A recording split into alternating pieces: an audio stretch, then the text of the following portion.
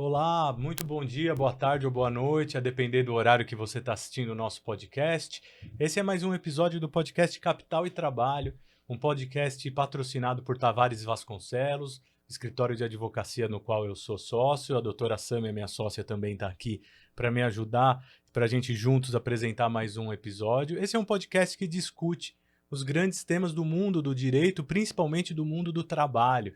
Pode ser questões mais jurídicas, pode ser questões mais pontuais ligadas ao mundo do trabalho. O importante é a gente jogar conteúdo de qualidade para as pessoas refletirem e pensarem no momento em que a gente está vivendo no mundo do trabalho.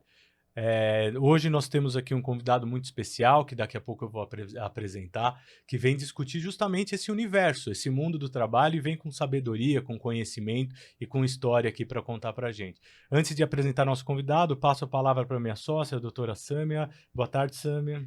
Bom dia, boa tarde, boa noite, é um prazer estar aqui de novo. Nesse bate-papo, a gente também pede uma ajudinha de vocês para curtir, compartilhar, divulgar, ajudar o nosso canal a crescer, porque nós estamos nos esforçando para sempre trazer um conteúdo bem relevante para todo mundo.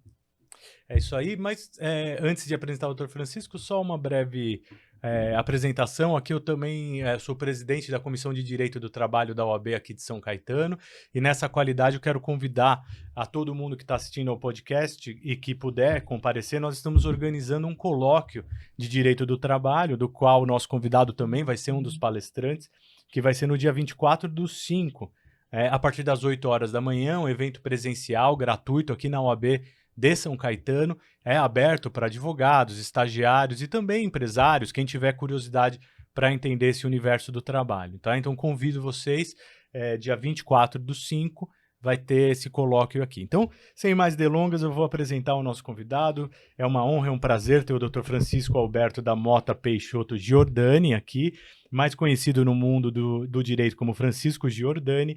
Hoje é advogado, nosso colega entrando novamente aqui para o ramo da advocacia, mas foi desembargador federal do trabalho, né? Hoje aposentado, diretor da Escola Judicial no biênio 2015 e 2016, ouvidor no biênio 2018 e 2020 e vice-presidente judicial do Egrégio Tribunal Regional do Trabalho da 15ª Região, no biênio 21-22. Dr. Francisco Giordani é membro também da Academia Brasileira de Direito Desportivo, participou da coordenação de diversas obras jurídicas, entre elas o livro Estudo sobre a Interpretação das Leis, o Estudo de Direito do Trabalho e Processual do Trabalho, publicado pela LTR em 2013, e é coautor do Direito do Trabalho para Inquietos, pela La Claire Editora em 2024. Tem diversos artigos jurídicos publicados em revistas especializadas, é um dos compositores do fado Sangue Lusitano, e o Dr. Francisco vê o direito e o fado e a poesia como tendo algo em comum, muito em comum. Então eu queria primeiro agradecer a sua presença, Dr. Francisco. É uma honra, é um prazer, você enriquece o nosso podcast, estou me permitindo chamá-lo de você, enriquece com toda a sua sabedoria, com toda a sua experiência jurídica para trazer para a gente debater esse mundo do trabalho. Bem-vindo. Bom, então também vou aderir ao bom dia, boa tarde, boa noite, conforme eu tive a hora que me acostumar também. que a pessoa esteja prestigiando o podcast. Dizer que para mim é uma honra, eu quero agradecer ao Dr. João, a doutora Sâmia, a possibilidade de estar aqui. Eu acho que o direito precisa sempre e incessantemente ser debatido, né? A sociedade evolui, a gente espera que o direito possa evoluir para acompanhar e poder dar uma solução satisfatória para os problemas que forem surgindo nessa evolução da sociedade. Então, para mim, é sempre legal poder discutir, poder debater. Com relação a você, na minha idade, chamar de senhor me lembra que eu sou mais velho. Então, então não precisa, e estamos entre amigos, por favor, né? Então, mas que pra gente é um pouco estranho, porque é pelo respeito não à idade, mas à sabedoria jurídica que você tem. Né? Posso ter aquela experiência que a idade traz para qualquer um, né? Porque a idade ou deixa o cara experiente ou ele é um cara meio com alguma deficiência. Como eu não quero admitir que eu tenho alguma deficiência, eu tenho que acreditar que eu sou um cara experiente. Né? Eu vou começar com uma pergunta mais tranquila e mais leve. Qual é a relação que o senhor vê entre o direito, a poesia, o fado que você coloca na sua apresentação? Por qual é essa relação do direito e poesia, por exemplo? A vida. Né? Todos se referem à vida. Uhum. Né? O fado, a vida, né? O fado, a vida, a poesia, a vida, porque eu tenho um livro sobre poesias também. Uhum. Eu escrevi um livrinho sobre poesias e foi aí que eu me veio à cabeça essa associação. O que é mais próximo que o direito da vida? Né? Não, por exemplo, todo mundo fala que a vida está na mão dos profissionais da medicina, os médicos, né? Uhum. Com todo respeito, eu acho também, tá? Mas um aspecto da vida. Né? Um outro aspecto da vida está na mão do direito. Uhum. Toda a presença cultural da pessoa no mundo, né? Das interações, né? A vivência da pessoa tá no direito também, tá? Então, eu reitero, nada para desmerecer a medicina que todos nós precisamos. É só ter uma dor que a gente valoriza e pensa no médico. Não é nada, não é isso. Mas também, eu quero não desmerecer mas enaltecer a relevância do direito para a sociedade, né, e para a vida de todos que compõem a comunidade. E eu acho, parabenizo pela essa linha de pensamento, concordo 100%, e acho que falta hoje a gente relembrar e trazer essa importância do direito e essa poesia que o direito tem, né? O direito, ele é bonito, o direito, ele é aberto, ele principalmente no direito que a gente professa no Estado democrático de direito, né? O direito, ele é o que permite que a sociedade possa se organizar, então ele tem muita poesia por trás, e é importante as pessoas lembrarem desse lado bonito do direito, né? Até para vê-lo de uma maneira mais humana, Uhum. para enxergar o direito de uma maneira mais humana, né? Então, que está ligado ao social, né? Porque o social tem que ser humano. Então, eu acho que umas coisas estão enfeixadas lá. E acho uma visão muito bonita. E entrando agora um pouquinho no tema da principal e central, a gente vai derivar para vários outros, mas o título da palestra que o Dr. Francisco vai dar aqui na OAB é Genocídio por Gotejamento e os Trabalhadores. Eu não vou me aventurar a explicar esse conceito, eu vou passar a palavra para que o Dr. Francisco explique e em cima dele a gente possa desenvolver um pouco. O que é o genocídio por gotejamento que nós vamos conversar também lá na OAB? Então, eu sou um admirador do grande penalista, talvez o maior da América do Sul, que é o professor Raul Eugênio Zaffaroni, né? É argentino, né? Do país hermano, que a gente tanto gosta, e ele acho que ele já aposentou da Suprema Corte, que ele foi guindado ao cargo lá não é ministro, né? Fala juiz da Suprema Corte deles, né? Que seria o paralelo ao ministro ao do nosso Supremo aqui, né? E acho que ele já aposentou. Mas ele trata a criminologia, né? Que ele escreve sobre criminologia, direito penal e tal, mas com uma visão hiper-humana. Hiper-humana. Né? Deixa eu só fazer um pequeno parênteses. Eu acho que nós somos educados a ver o direito italiano. Os que conhecem um pouco mais têm a facilidade, a felicidade de falar alemão, porque eu jamais me enxergaria falando alemão, né? Mas o direito alemão também é fascinante, a precisão alemã e tal, aquela coisa toda, né? O direito constitucional americano e tal, a gente olha para esses, né? Mas a nossa realidade é a realidade dos nossos vizinhos, sim, aqui da América do Sul. Né? Nós estamos muito mais próximos, os nossos problemas, as nossas dificuldades, as nossas angústias, né? Elas encontram um paralelo tipo Argentina, Uruguai, Paraguai, Paraguai. Chile. É isso. Né? Então nós temos que olhar. Tá? E isso é fruto da colonialidade, que depois nós podemos falar um pouco. Então a gente estuda o que o colonizador nos ensinou a olhar e a gente ignora o que nós temos aqui. Bom, aí voltando à questão do genocídio, o professor Zaffaroni, ele escreve que antigamente, quando teve aquele genocídio, você matava rápido milhares, às vezes milhões de pessoas. Tá? O exemplo clássico nessa história toda é o nazismo. Né? O Holocausto. Esse é o exemplo. Né? Em alguns anos se matou um número absurdo de judeus, né? E aí ele fala que no nosso continente, né, há também um genocídio. Só que não é um genocídio que vai assim De uma vez. por atacado e pega um monte de uma vez só. Tá? É por gotejamento. Você vai matando aos poucos a população do nosso continente. Você mata por falta de saúde. Tá? Você mata por questões daquelas épocas ditatoriais, daquela coisa toda nos países. Você mata por insegurança laboral. Por isso que a ideia que eu fiz a associação, né? Ou que eu fiz, não quer dizer que é minha, que eu peguei o gancho do trabalho, né? E a relação que ele pôs do genocídio com a insegurança laboral e várias outras circunstâncias, né? O sacrifício A violência urbana, né? E aliás ele faz tudo isso. Então você vai matando a população aqui da América do Sul de uma maneira tal que a gente sabe que acontece, mas não vem aqueles números, aquelas cifras absurdas que chamem a atenção. Mas vai sempre. Mas todo ano vai morrer. Mas sempre. Tá?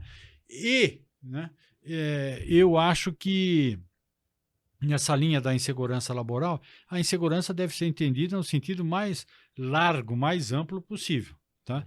E o que está sendo feito aqui no Brasil com os trabalhadores, né, para mim, em muitas circunstâncias, é um genocídio. Né?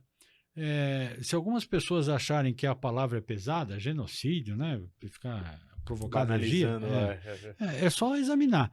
E tem um outro autor que me foge o nome agora, mas que ele não usa genocídio, esse é um autor nacional, ele usa morticídio. Tudo bem, troca. Quem não gostar de genocídio pode usar morticídio. Tá? Mas o que acontece. É importante fazer uma ressalva. Eu não estou com isso dizendo que todo mundo faz esse mal para o trabalhador. Tá?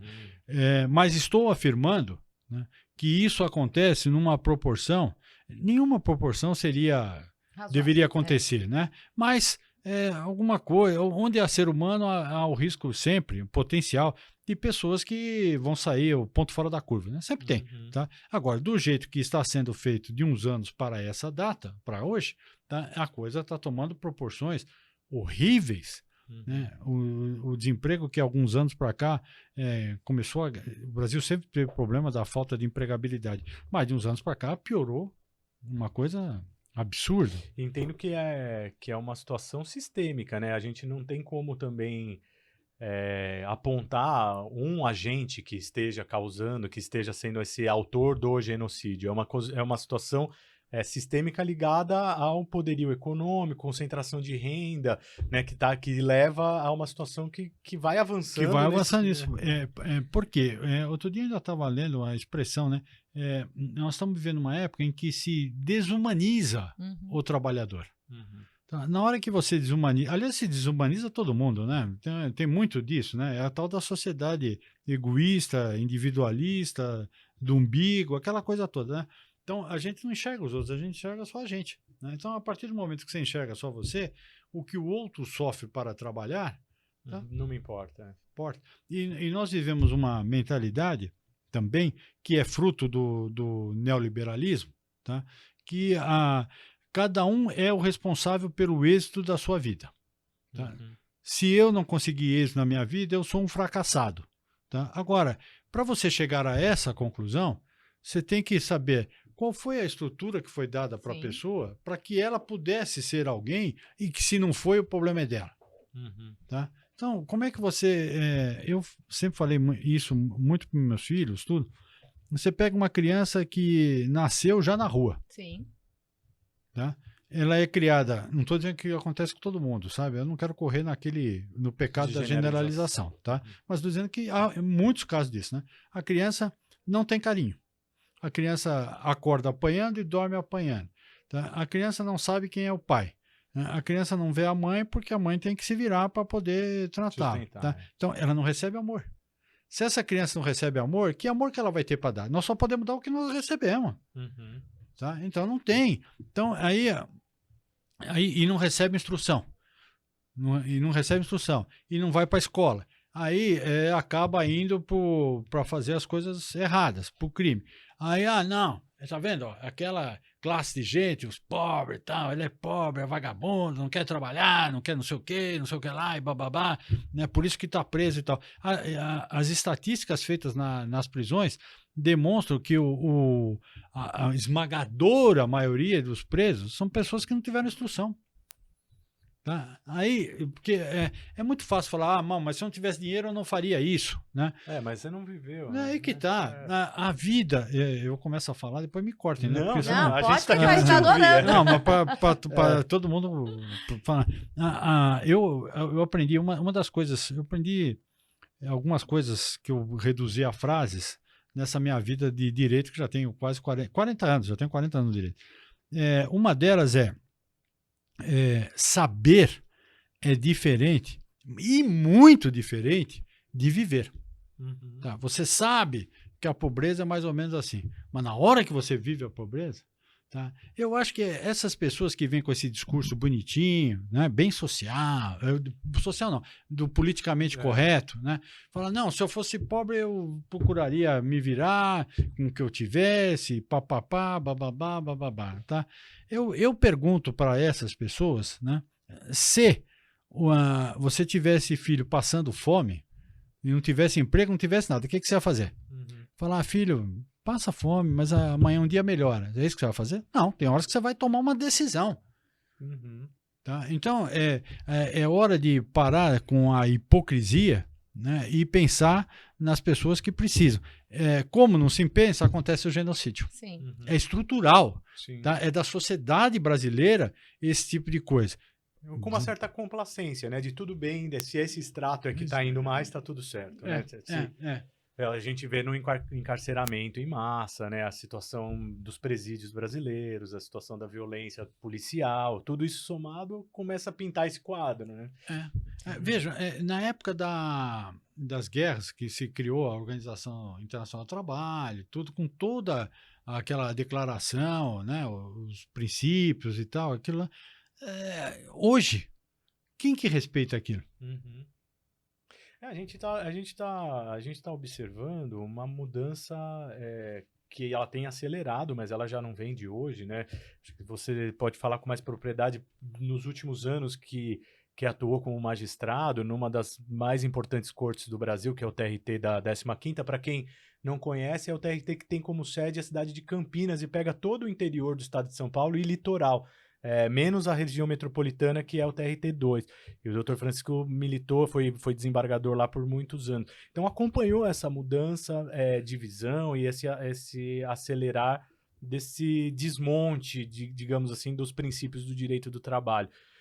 Quais são, na sua opinião, os principais marcos que começou a entender que estava indo para um caminho diferente? Foi a reforma trabalhista? Antes da reforma trabalhista? Quais são os pontos aí que viu essa virada? Olha, eu me lembro da época das cooperativas. Uhum. Da época das cooperativas. Muita gente que está nos ouvindo nem viveu esse momento, né? Então, a ideia que queria se fazer naquela ocasião que pode ser cooperativa de médico, de trabalhador rural e tal, aquela coisa. Todo mundo pode ser cooperativa, né?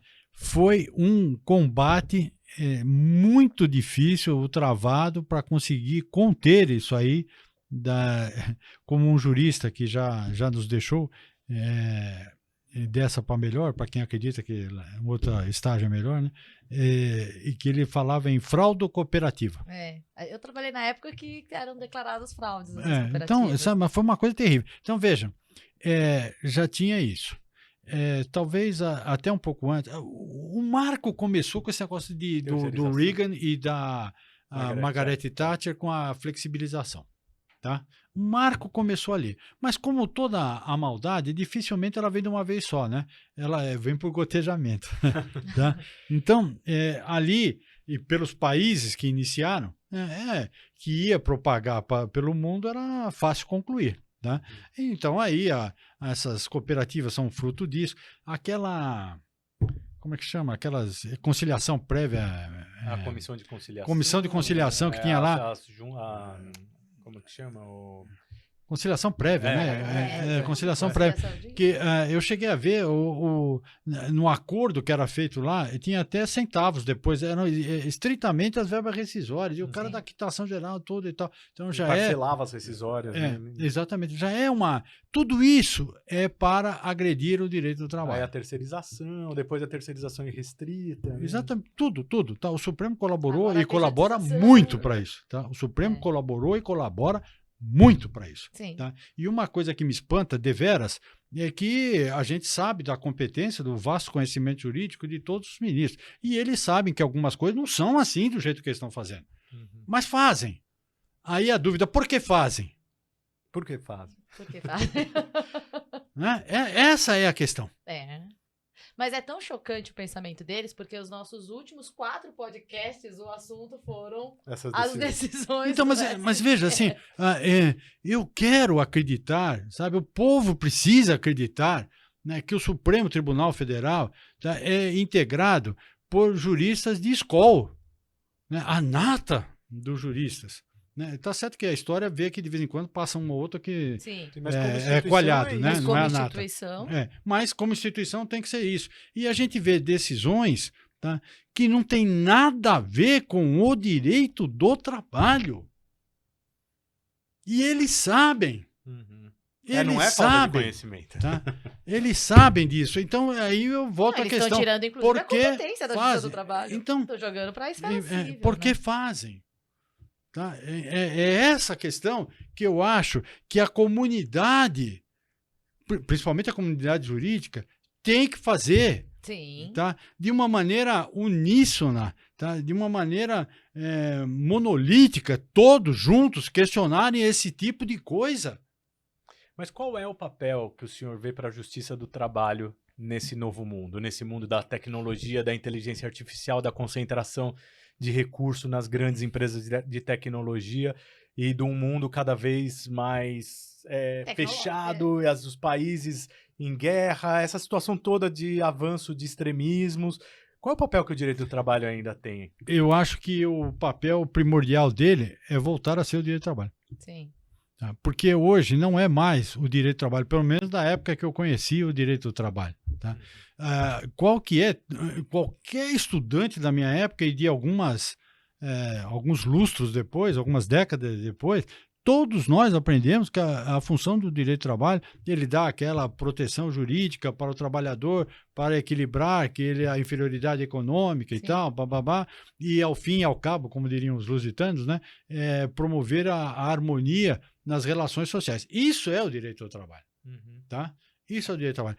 Hoje, a interpretação que eu não digo que é a interpretação que os operadores do direito do trabalho, eu falo operadores porque eu quero incluir todo mundo. Advogado, juiz, Ministério Público, todo mundo que mexe com o direito do trabalho. A esmagadora maioria ainda tem essa mentalidade. Só que focos com alto poder decisório, e não só o Supremo, mas também o Legislativo, tá? Eles estão enxergando, no meu modo de ver, tá? E se alguém não concordar, me chama de novo, me convida a pessoa, vamos debater, não tem problema. Eles estão enxergando o direito, o que se quer é um direito do trabalho agora, em que o trabalho seja uma mera engrenagem na cadeia produtiva. Tá? Uma mera engrenagem. Cada vez menor, né? A importância é o tal do desumanizar o trabalhador. Tá? Essas decisões, para citar o exemplo do Supremo, tá? Essas decisões que conferem uma alta preponderância à autonomia da vontade, tá? Autonomia privada, né? Passa o rolo, né? Em tudo. Toda uma construção doutrinária. Para se chegar, exatamente. Se há essa autonomia, tá, a própria Justiça do Trabalho vai dizer que não se trata de vínculo. A própria Justiça do Trabalho. Tá? Agora, essa desmedida prevalência de uma autonomia, quando se sabe que essa autonomia não existe. Tá? Ela é deletéria. Ela esculhamba com o direito do trabalho, ela pisoteia com o Não, direito do tanto é que trabalho. estão aceitando até a validade de acordos coletivos em que algum funcionário também nem participou daquele acordo e tá sendo válido. Não, Tá abrindo mão de PLR e tá sendo válido. Então, tá mas sendo veja, homologado. é uma outra coisa que eu também acho. Na área do direito coletivo do trabalho, né, veio um discurso, né, De prevalência do... De prevalência. prevalência do negociado e do legislado. Isso. Ok. Tá? Mas esse discurso ele está ancorado na ideia que no plano coletivo, tá, não há mais essa assimetria Uhum. que se encontra, que se enxerga no plano individual. Mas na realidade tem Mas um onde- desmonte mas do onde? movimento Da onde? sindical. Mas né? onde isso? A gente pega funcionários que não faz ideia do que estava escrito naquele coletivo. Eles É, estavam nem- abrindo nem mão sabe sem quem é o nem saber. sindicato, Pediram né? demissão É. sem saber que estava abrindo mão do PLR. Trabalhou, sei lá, até dia 20 de dezembro. Esperaria 10 dias, teria direito ao PLR. Então, assim, qual o sentido? Então, mas aí, vejam, fizeram um trabalho, né, para queimar os sindicatos. É. Tá? Você vai falar, bom, mas o sindicalista tal, né, Sim, aí é um cara que não trabalha para a categoria, não se esforça, não faz nada. Não, ele e os outros? E os outros? E não se pensa na questão até das isso é um defeito do nosso momento, né? As pessoas não olham as instituições. O sindicato como instituição tem um papel muito importante e vai cumprir independente de quem é o sindicalista da vez, né? Ou de quem que tá ali no comando. Não, o empregado sozinho, tá? Ele não tem força nenhuma. É. Nenhuma. Uhum. Exatamente. E aí o pessoal, a reforma da CLT, que para mim é deforma, né? Mas ela vem com aquele papo lá do hipersuficiente. É. Tá? Vocês sabem que eu acho que o hipersuficiente, na realidade, ele pode ser considerado até mais. Ele começa a depender. É lógico, porque o coitado que não ganha nada, ele não ganha nada aqui, mas ele consegue não ganhar nada em outro lugar mais Sim. fácil. O cara que tem um salário melhor, tá, se ele for dispensado, ele não vai conseguir com facilidade, aliás, nem com dificuldade, na maior parte das vezes, o mesmo salário em outro lugar. Então, ele vai fazendo um padrão de vida, como todo mundo, faz de acordo com o que ganha, ele fica sem nada de uma hora para outra, a dificuldade pode ser até maior para ele do que para o outro que sempre... Exatamente. Diz que os países árabes tem assim, parece que tem um deles que a pessoa pode casar até com 4 mulheres, né? Mas tem que tratar as 4 iguais. Então dizem que quem pode ter 4 mulheres é o rico, né? Os califas, que é o sultão e tal, bababá, e o que não tem nada, porque ele vai tratar igual. Vai tratar igual. Sim. Percebe? Tá? Então aquele que não tem nada, ele vai se virar. Veja, Óbvio. Sim, a gente com tá aquela com querendo- toda, entendi, ele vai continuar passando mal. Sim. Entendeu? Aquele, o tal do hipersuficiente, que falar trabalhador hipersuficiente do jeito que a CLT fala, com duas vezes o maior valor da Previdência. E não é esse o critério que Não, deveria, né? não é. E outra, além da maldade, tá, eu enxergo um sarcasmo nisso. Falar, É não é isso que tripudiar. vocês querem? Pensa bem, o nosso legislativo, quando deixou passar uma lei dessa, ele tripudiou, né, da parte vulnerável da nossa sociedade. Uhum. O povo brasileiro tem que enxergar isso. Sim. Sim. É que, assim, Eu só não sou político. para contextualizar, né, existe uma decisão que os hipersuficientes são funcionários de algumas categorias que entende-se que eles estavam em pé de igualdade com o empregador. Por exemplo, advogado, médico, enfermeiro, até os cabeleireiros meio que entraram nessa, né? E a gente está questionando se eles realmente têm essa autonomia de vontade de assinar aquele acordo e aceitar cláusulas de que é um contrato de prestação de serviço em que eles cumprem uma jornada, em que eles vão perder direito a férias, todos os direitos, 13º. Então, a gente está questionando se realmente há uma autonomia de vontade entre esses funcionários e as empresas que são grandes corporações e que, obviamente, ditam as regras da forma que elas querem naquele contrato e a gente acaba aceitando, assim como de plano de saúde. Plano de saúde, você vai lá e aceita o que está escrito, não tem outra opção. Você não negocia. Não negocia, né? E há uma ideia de que esses trabalhadores, nessas categorias, têm a possibilidade de negociar. E assim, eu pelo menos não reconheço essa autonomia. Não faz sentido. faz sentido. A gente estava conversando um pouco antes aqui da começar, eu estava conversando com a Sâmia sobre uma falta de lógica, inclusive do ponto de vista processual, se a gente enxergar o direito do trabalho dentro dos princípios do direito do trabalho. A relação de emprego, ela é caracterizada, né, sempre, quando eu fiz a pós-graduação em direito do trabalho, quando eu estudei direito do trabalho, Sim. sempre foi vista como um contrato realidade, o que dita se é uma relação ou não de emprego, De vínculo. de vínculo de emprego, se ele é um empregado ou não, não é o papel. Pode escrever o que quiser no papel, mas se ele tiver subordinação, habitualidade, aqueles elementozinhos do vínculo, ele vai ser um empregado. A gente tem visto um avançar das coisas que vai contra esse princípio no sentido de que um juiz de primeiro grau analisou, um juiz trabalhista analisou que tem vínculo. Aí ele olhou a situação e deu o vínculo. Aí chega no tribunal, o tribunal manteve o vínculo. A hora que sobe no Supremo, o Supremo falou, não, essa categoria não tem vínculo, porque a gente já decidiu assim. Mas não é um contrato realidade, ele não está olhando a realidade, ele pode, em recurso de revista, olhar os fatos de novo para saber se tem vínculo ou não. Faz sentido isso? Eu acho que não faz E sentido. tá mandando para a esfera civil, né? Então. Como se fosse um contrato de prestação de serviço. Então, porque eu só posso enxergar isso como uma tentativa de diminuir a justiça do trabalho. Só. Tá? Uhum. É o projeto. O que se chama de pejotização, para mim, é capitulação. Sim. Né? Porque há degraus. Né? Pejotização é um degrau, capitulação é outro. Uhum. Tá? Tirar todos os direitos da Todos os pessoa que direitos. trabalha, né? Uhum. E deixá-la ao léu. Ao léu. Se acontecer alguma coisa com ela, é problema dela. Uhum. Tá? E aí vem aquele pensamento que eu falei antes. Ela que fracassou. Sim. Uhum. Tá? Como fracassou? Ela é empregada.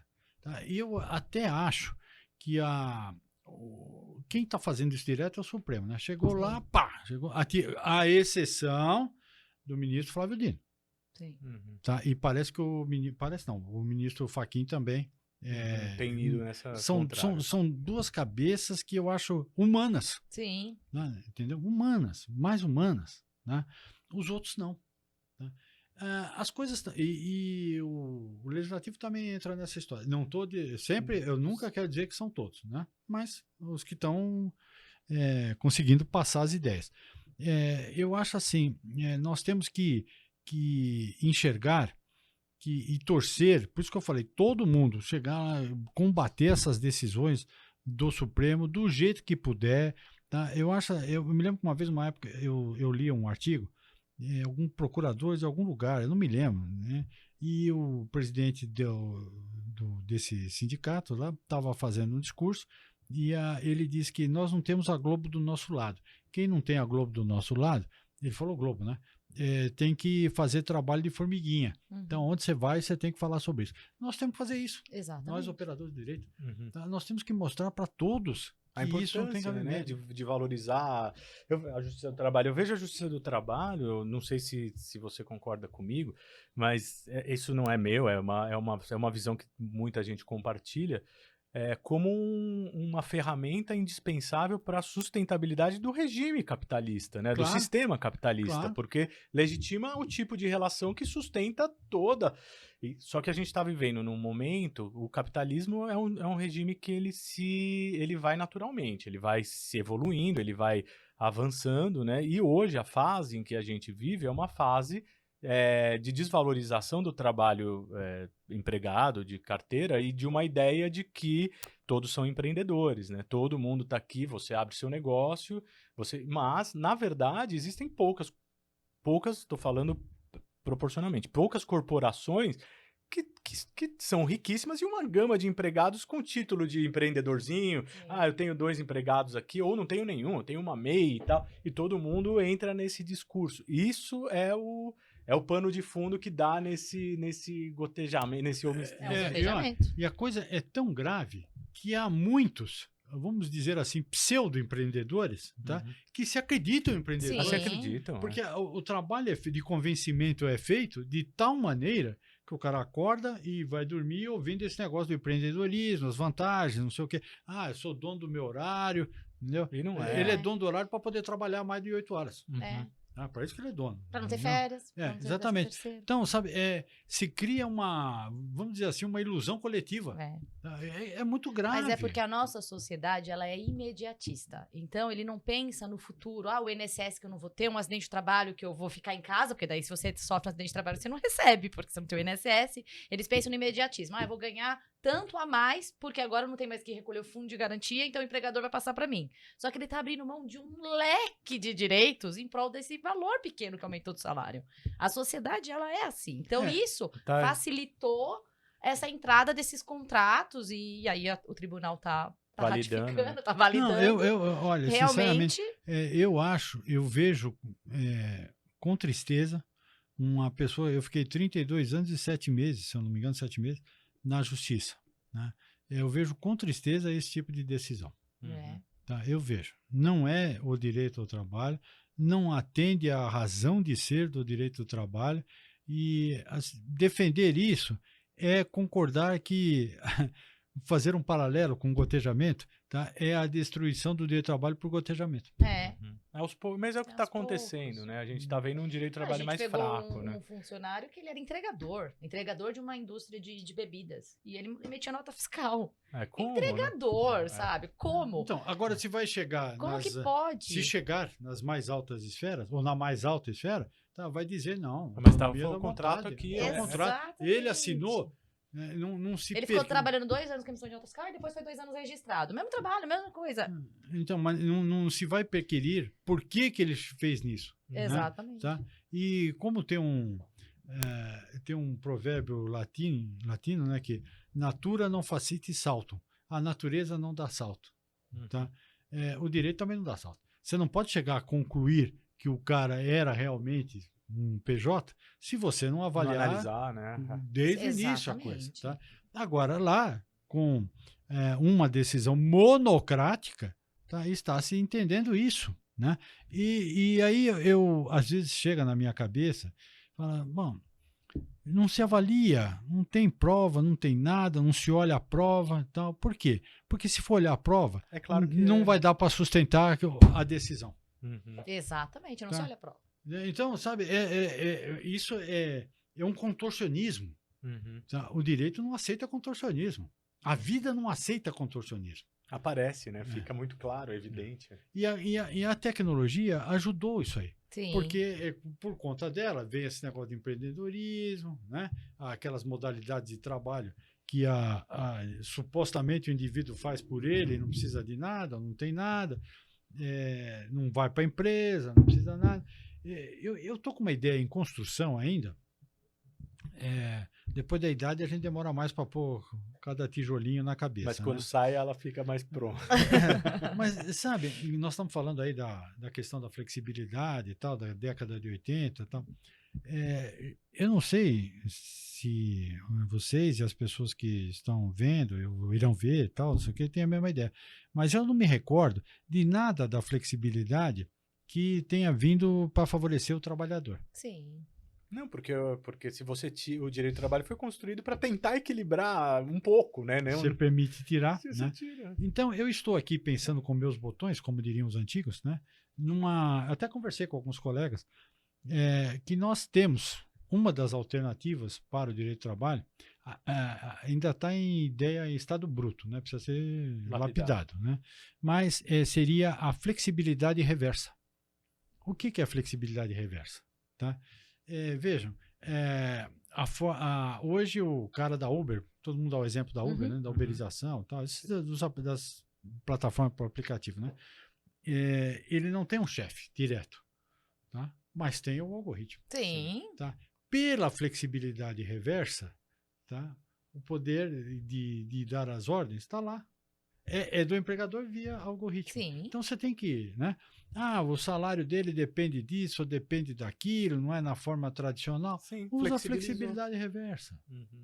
Entendeu? Então, usar, né, o próprio remédio que para foi proteger minimamente o empregado. Né? Então, eu acho que assim, a gente tem que ser mais maleável na configuração dos pressupostos de uma relação de emprego por conta da tecnologia. Porque a tecnologia dá nó. Né? Então, vamos dar nó.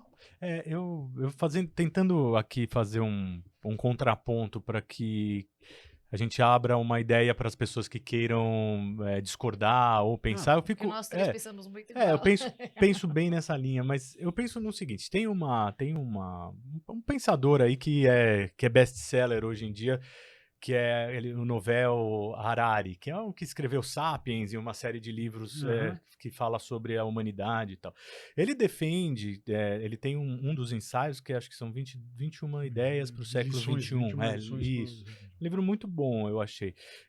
Uma das coisas que ele defende é que o ser humano está ficando irrelevante do ponto de vista do trabalho. O avanço da tecnologia está deixando de existir uma disputa entre capital e trabalho, entre empresa e empregado, sindicatos. Essa disputa é do passado e hoje a disputa é quem é relevante, que é uma minoria que ainda tem alguma relevância, e o resto só como consumidor, porque para produzir mesmo, a tecnologia avançou de tal forma, com os robôs, algoritmos e etc., que daqui a 10, 15, 20 anos, o ser humano começa a ser mais irrelevante, vai precisar se reinventar. Dentro desse contexto, será que não era o caso também do direito do trabalho, e eu estou fazendo uma pergunta retórica porque não sei nem se é o que eu acredito, mas não era o caso do direito do trabalho também se adaptar a essa mudança de norte e permitir uma certa flexibilização e permitir também que exista uma certa autonomia para que dê um mínimo, tem que recuar ou não? Ela tem que avançar diante dessa...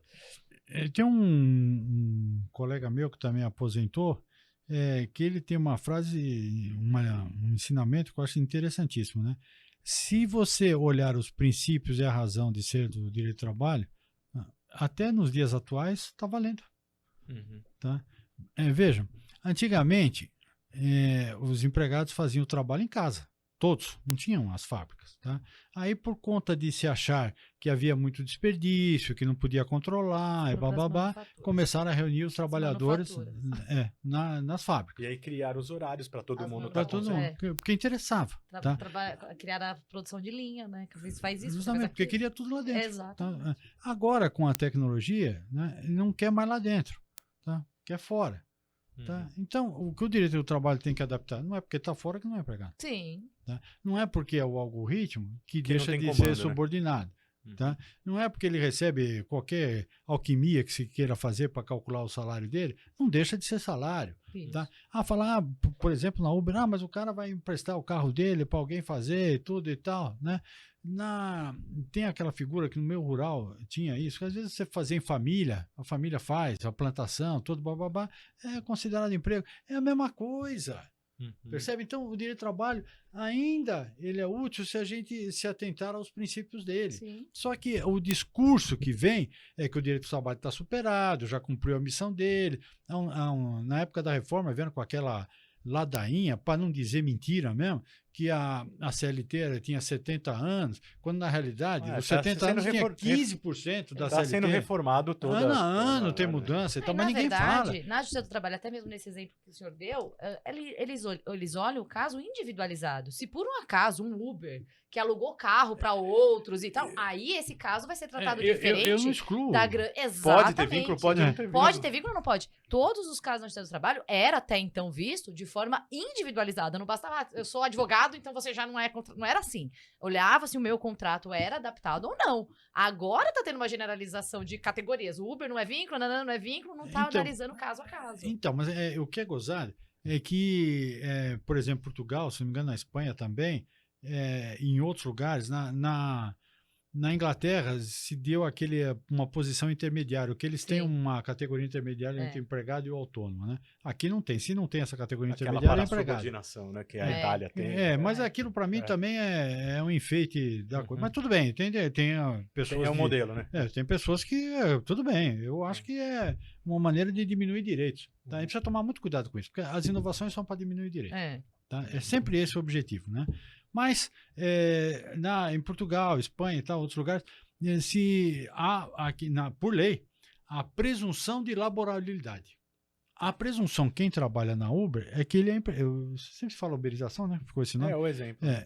Sempre a presunção de que ele é empregado. Tá? A Uber que demonstra que não. Exato. Eu não estou dizendo que não possa ter gente que não é empregado. Aquele que pegou o carro, levou uma vez, faz um 15 bico. Casos, alugou, enfim, realmente. Esse pode ter saído do vínculo. Mas isso tá na vocação tem que ter, da Justiça do Trabalho de analisar todo o contrato realidade. Caso a caso. Agora, o que se quer aqui no Brasil, né, o projeto de lei é para tirar direitos. Exatamente. do pessoal uberizado. Com apoio deles, né? E o que mas depois eles já estão andando para trás, que Ah, já viram a perceberam. fria que É. eles estão entrando, né? E o que é gozado é que eu me lembro que pessoas públicas que estavam com a incumbência de cuidar dessa questão da Uber começaram a falar, tipo assim, nós vamos regulamentar e tal, bababá, mas a Uber pode ir embora do Brasil. Problema dela, se ela quiser ir embora, ela vai embora. Aí, mas vem com um projeto desse, que a Uber não só não vai querer ir embora, mas que vai querer ampliar as coisas aqui, porque só tem vantagem para ela, Sim. Uhum. entendeu? Eu não sou contra a Uber. Não, Porque nem- se tem a Uber, quem é contra a Uber é o motorista de táxi, né? Porque é uma concorrência difícil para ele. E eu entendo, tá? Então não é que eu seja contra a Uber. O que eu acho é que a Uber não pode vir para cá usar A mão de obra. usar né? a mão de obra, tá? Se beneficiar de tudo que o Brasil oferece e não deixar nada de imposto, não pagar empregado, não pagar nada. Isso não pode. Uhum. Eu queria dar uma amarrada em tudo isso que a gente está falando com o conceito inicial do genocídio por tudo isso é gotejamento, genocídio. porque Tudo eu tava e aí nessa reflexão que a gente faz, a gente vai vendo que esse empregado, que é empregado pelos princípios do direito do trabalho, o Supremo reconheça ou não, ele esteja vivendo, mas esse empregado sem direitos é um empregado que não tem a proteção da Previdência Social, que se sofrer um acidente de trabalho não vai poder custear, e aí entra na saúde, ele não vai, com um tratamento de saúde digno, ele não vai Ele ter. não se aposenta. Ele não se aposenta, ele morre, ele pode morrer, né? Ele tá pra mais rua. suscetível Ele na vai passar rua. os restos dele na rua. A carga de é, horário é excessiva, né? Pra dar uma renda mesmo, horas e horas de trabalho. Ele tá Agora- sem proteção, né? Sem Essa é a proteção ideia. nenhuma. Esse é o genocídio. Aham. O genocídio é um vocábulo extremamente. Como é uma expressão, né? Tem uma elocução, não é só Uhum. um vocábulo, né? A frase é extremamente pertinente, né? Ela pode ferir os nossos ouvidos, tá? Mas se ela chegar no nosso coração, tá bom. Uhum. Tá. E ela tem uma função, né? Se a gente pode levar para um rigor técnico, o que é o genocídio, se é um grupo étnico, se não é disso que a gente está falando exatamente. O que a gente está falando é da gravidade e da desumanidade do abandono da classe. Então, mas esse negócio de alguém querer apelar para esse negócio de grupo étnico e tudo e tal, por exemplo, na época do nazismo, não foram só judeus, eles pegaram ciganos e tudo mais. homossexuais. Então, sabe, não dá para você querer confinar ninguém na história, tá? E se quiser confinar, a nossa classe, tá, é trabalhador. Sim. Né? E se a gente quiser ser rigoroso e fazer recortes, a gente também vai achar recortes raciais aí no meio, vai achar uma série de Mas coisas. veja, o pobre é o mais vulnerável, né? É o mais vulnerável, a questão de etnia, aquela coisa toda. A gente sabe que concentra tudo. Às vezes a pessoa pode ser vulnerável por mais de um aspecto, e normalmente por mais de um aspecto. Sim. Quanto mais aspecto em fechar na mesma pessoa, ela mais vai estar suscetível mais vulnerável a isso. e mais vai ter que suportar a coisa. Tá? Uhum. Eu acho assim, uma sociedade, né, que não olha isso é uma sociedade que ela está doente. Uhum. Tá? E doença é aquela coisa, às vezes ela fica hibernando, mas ou uma hora ela vai explodir. Uhum. Uma hora ela vai explodir. Quando eu estou falando uma hora de explodir, eu não estou falando violência, nada disso. Agora, veja, às vezes acontece de eu fazer isso. Pega 5 e pouco da manhã, dá uma caminhada na Paulista. Uma caminhada. Do começo ao fim, do fim para o começo e tal. Quem estiver ouvindo e quiser fazer o teste, por favor, faça. Tá? Duvido que a pessoa passe por um quarteirão que seja que não tenha um indigente na rua. Sim. Um! De ponta a ponta. Tá? E quando eu falo tá, é para dizer porque normalmente você encontra muito, mais de um. Então, se excepcionalmente em um quarteirão você não encontrar ninguém, você vai encontrar diversos num outro.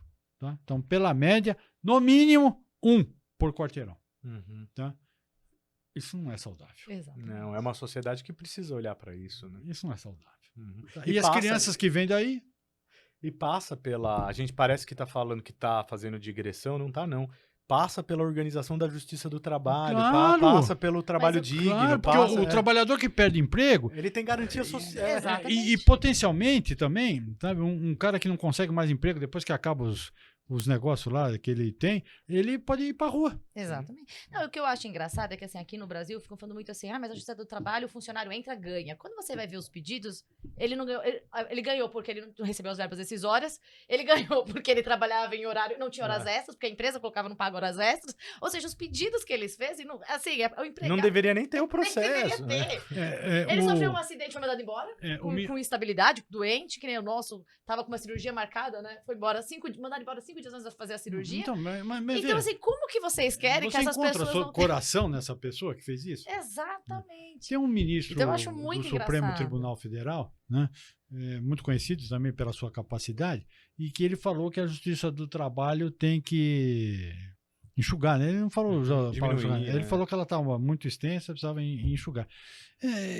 Eu acho que ele, quando falou isso, ele mesmo sabe o remédio. Sim. Tá? Só que ele quis diagnosticar, mas não quis curar.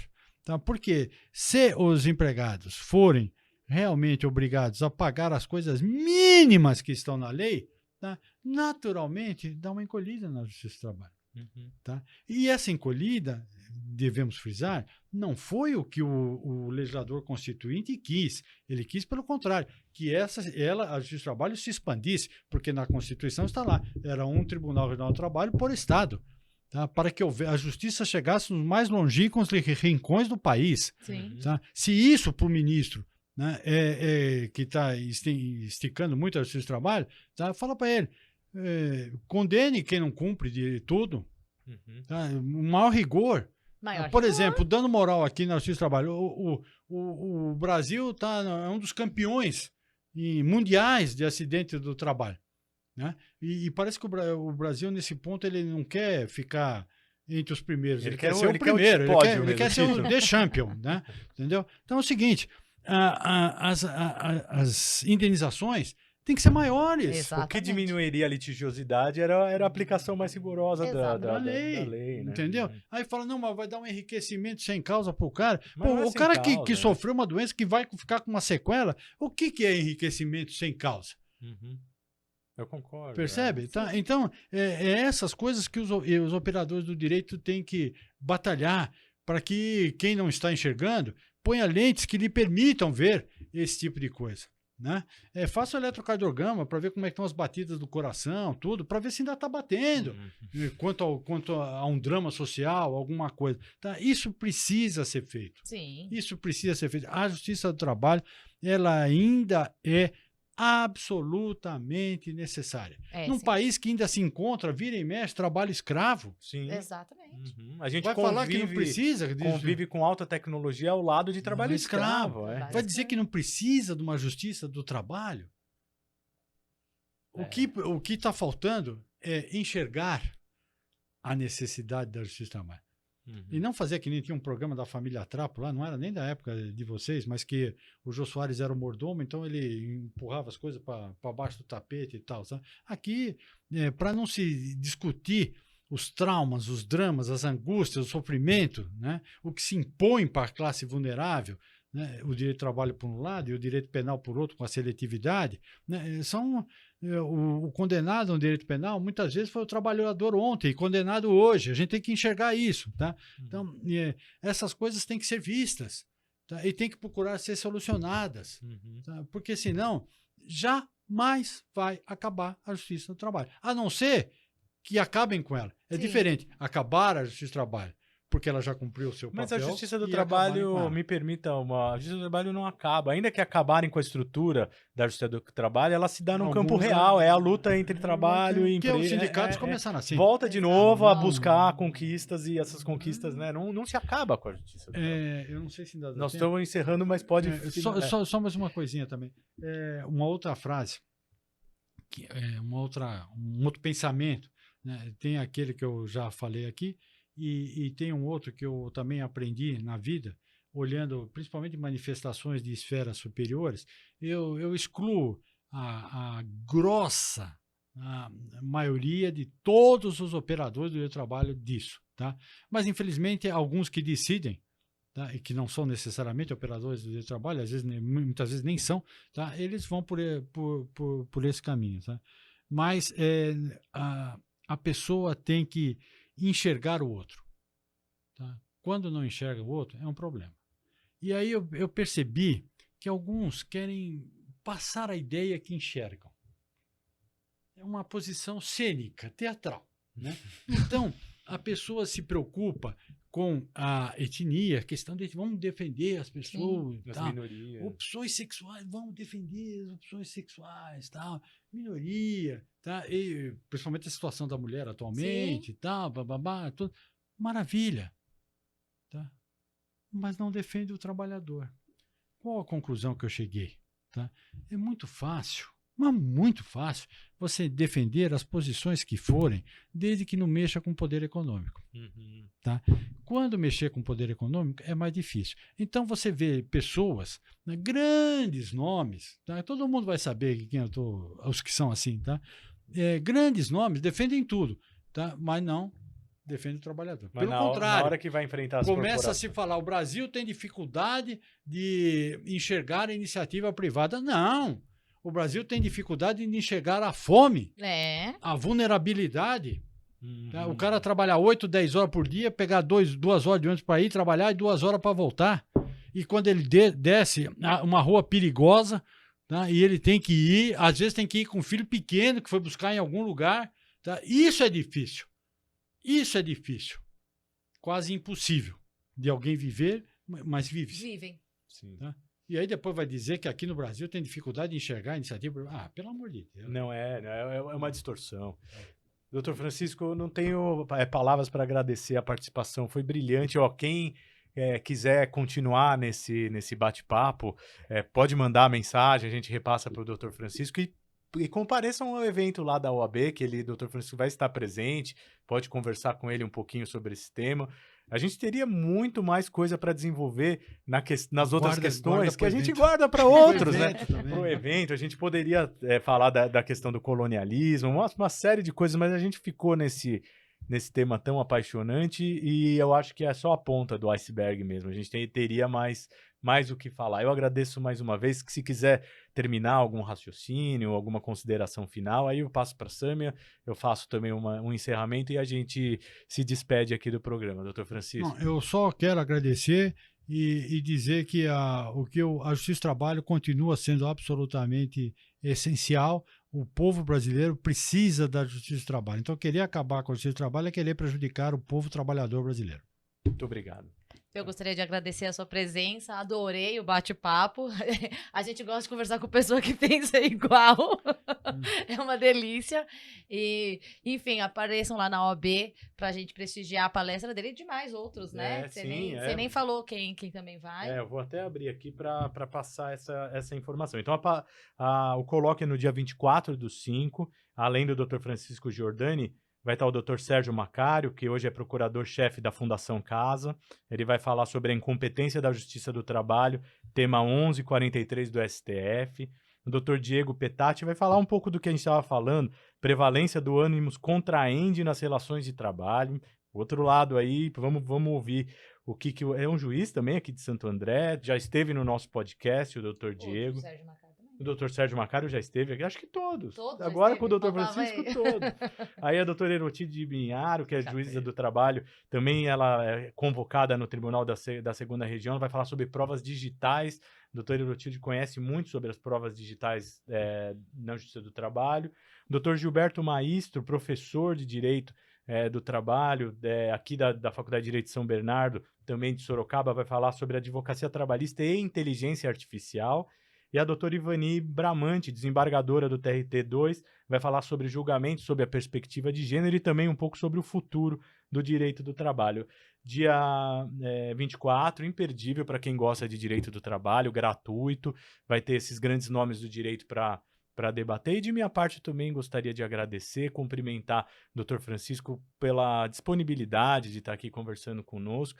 Eu também gostaria de colocar algumas palavras com relação a isso. Entendo que o direito do trabalho é fundamental, o direito do trabalho tem que ser defendido e a gente vive num mundo hoje de muita divisão, de muita polarização forçada, que nem a rede social leva a isso e leva a movimentos em que você tem que necessariamente, se eu defendo tal bandeira política, Olha, não deveria ser assim. Com o direito do trabalho, na verdade, a gente deveria, como sociedade, abraçar isso, independentemente da linha de posição, porque ou você é um empreendedor, é um empresário, ou você é um empregado. Esse meio termo a gente inventou, não existe. E você sendo um empresário, é bom uma justiça do trabalho estável, uma justiça do trabalho que garanta os direitos corretos, que você possa competir em pé de igualdade com quem também tá respeitando direitos e não esteja fazendo absurdos que você não faça. Então, beneficia uma sociedade. Como país, como sociedade, a gente tem uma justiça atuante, uma justiça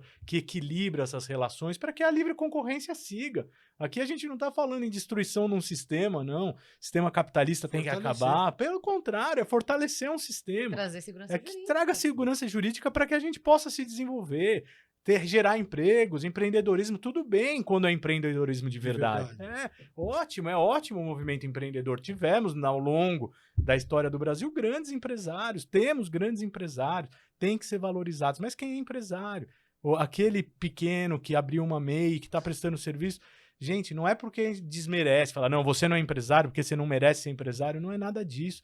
É porque você está subordinado a uma força econômica muito grande, que você não consegue ditar os ritmos. Então a gente precisa de proteção. E o direito do trabalho está aí para proteger. O Dr. Francisco deu uma aula nesse sentido, de mostrar como é necessário ainda no século que nós estamos vivendo de imensa transformação, talvez mais necessário do que no passado, o direito do trabalho se organizar e voltar a cumprir a sua função. Nós estamos aqui como operadores do direito, estamos aqui como comunicadores do direito nesse podcast para defender uma posição mesmo. Não é defender uma posição partidária, política, é defender uma posição da importância da justiça do trabalho. Obrigado, viu, doutor Francisco? Eu que agradeço.